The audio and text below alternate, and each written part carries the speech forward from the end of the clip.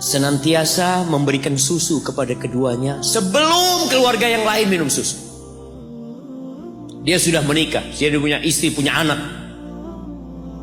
Pada suatu hari, ya Allah, aku kejauhan cari rumput, sehingga aku balik dalam kondisi orang tua sudah tidur.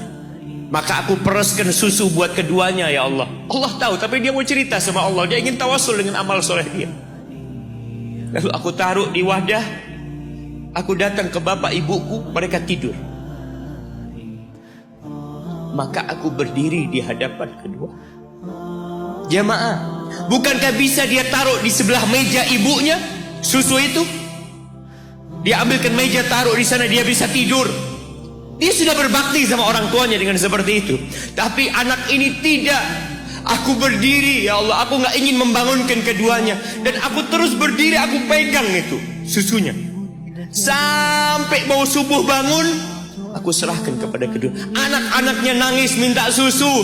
Kata dia, lah, sampai bapak ibu aku minum. Kalian jangan minum. Kita kadang-kala sudah menikah lebih peduli sama istri kita, lebih peduli sama anak-anak kita. Nggak ada hadis yang mengatakan anak itu pintu surga, jemaah. Yang ada itu orang tua pintu surga. Kita peduli sama anak-anak kita. Beli oleh-oleh buat istrinya. Ditelepon istrinya mau apa, kepingin apa. Pernahkah engkau telepon ibumu? Tanya, Umi kepingin apa, Umi? Ana lagi dalam perjalanan, Umi. Jamaah, itu anak, Masya Allah, dia berdiri. Kenapa dia kuat, jamaah? Karena dia tahu Allah yang nyuruh dia berbakti. Mungkin tidak ada yang melihat berdirinya dia, tapi Nabi ceritakan berdirinya dia. Dari malam jamaah sampai pagi, berapa jam dia ingat, ibuku hamil aku 9 bulan. Capek. Ana semakin tahu dengan tugas besar seorang ibu dan pengorbanan seorang ibu. Setelah Ana menikah, setelah Ana tahu bagaimana istri Ana hamil, ketika dia harus tidur gak enak, makan muntah aja, Ana melihat istri Ana sampai lemas dia. Ana ingat begini ibu Ana hamil. Lalu kita lupanya, mah. Kita sok sukses, mungkin engkau lebih sukses dari orang tua. Tapi kalau nggak ada bapak ibu, engkau nggak akan pernah lahir di muka. Allah ceritakan ibunya hamil dia. Wa wada'athu kurha, dan melahirkannya dalam kondisi sulit. Kadangkala perut ibu kita itu disobek demi kita keluar dari perut ibu kita. Antum meninggalkan luka di ibu, itu dijahit.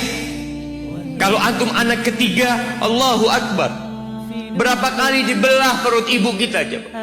Tubuhnya jadi jelek gara-gara kita. Tapi dia gak peduli, yang penting antum lahir dengan selamat. Kalau ibu kita dikasih pilihan, ini gak bisa diselamatkan, salah satunya akan meninggal. Kira-kira apa kata ibu antum?